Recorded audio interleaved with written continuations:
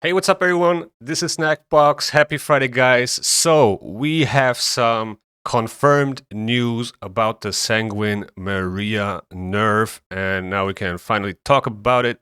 So, let me read this. As promised, we're reaching out to provide a detailed update regarding the current Fusion champion, Sanguine Maria. We've seen the content and feedback surrounding her performance and want to offer full transparency on her design and the necessary adjustments. So basically, I think what made them nerf this champion is that Maria was able to solo a lot of dungeons. There were some videos out there from content creators, especially from Bronco, where he showcased her in extremely insane gear, where she was able to solo Fire Knight Heart 10, for example, but she was also soloing everything basically.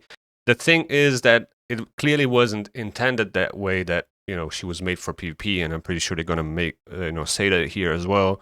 But at the same time, there are also other champions that can solo those dungeons. I mean, maybe not Fire Knight 10, but that was also in a pretty crazy build with a mythical relic and mythical gemstones and 6-star blessing and so on. So then it wasn't even 100% chance, so I'm not sure if they should have nerfed her or not, but at the same time, I can understand why they are doing it. I definitely think she was too powerful for PvE, but let's keep on reading. So first and foremost, Sanguine Maria was designed to be a great PvP champion and excel in the arena while also offering value in various PvE content. And I can totally see that, right? She has a great kit for PvP, ignoring stone skin, ignoring block damage. It is obvious that she is designed for PvP. However, we recognize that a specific mechanic, her A1's ability to grant extra turns, has created a possibility of taking a nearly infinite number of turns against bosses, effectively preventing them from ever acting. And here's the problem, right? You can't have champions that are taking so many turns that the boss never does anything. I think that is the issue, right? But we're gonna get there in a second. I want to talk about that a little bit more. Now, this ability to solo high-level PvE content is not in line with her design and is not not a healthy state for the game's overall balance. I do agree with this point, and also, as far as we know, there will be new bosses coming into the game, and it would be such a shame if this champion would just go in there and solo all of these new bosses, right? That's not the point of new content. Even though she needs to be built in a very specific way to show such spectacular PvE performance, it puts her too much out of line with the role we initially designed her for. To address this specific PvE issue while preserving her intended strength in PvP, we will be making the following targeted adjustments. So here are the rebalances or nerfs, if you want to say so. Her A1 skill will no longer grant an extra turn when fighting bosses. I think that's a good thing, and I would have done it the same way. The second part, I don't like that much. And the damage of her A1 will also be slightly decreased. So I don't know about that one, but okay, if it's not too much, I guess it is okay. So no extra turns anymore when fighting bosses. I mean, think about it. If you would put her in the Chimera clan boss and she would just get turn after turn after turn after turn after turn, and you can probably hit the turn limit pretty easily just with her. Yeah, I can totally understand if they don't want to have something like this in the game. Now, the damage decrease on the A1, I don't know about that, but if it's not too crazy, if she's still hitting hard enough, it's okay. But it's also not the A1 damage that is bringing the most value to her kit, right? Now, her passive will decrease the received damage to a lesser extent when fighting bosses compared to its current effect.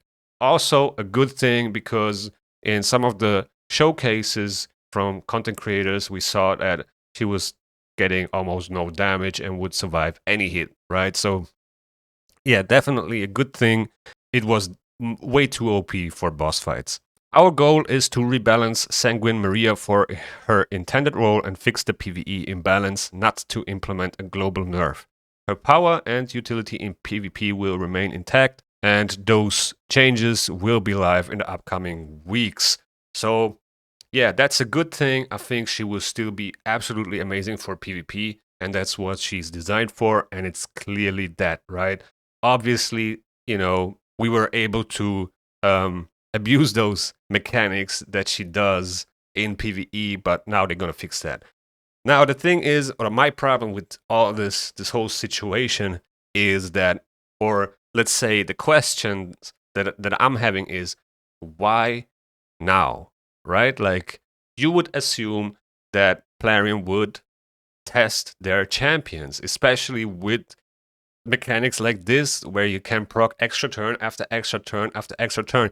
You don't have to be the smartest brain on the planet to understand that this might be a problem for PvE content, right? That this can cause issues, and that's exactly what happened. So there's only two options. If it was tested, then whoever tested this champion wasn't doing a great job, or they did not test it at all. That's like kind of like the two options, and I don't know which one it is, but I hope they're gonna test champions better in the future and make those adjustments before releasing champions. I mean, you cannot always guarantee that a champion won't get rebalanced afterwards or nerfed or whatever.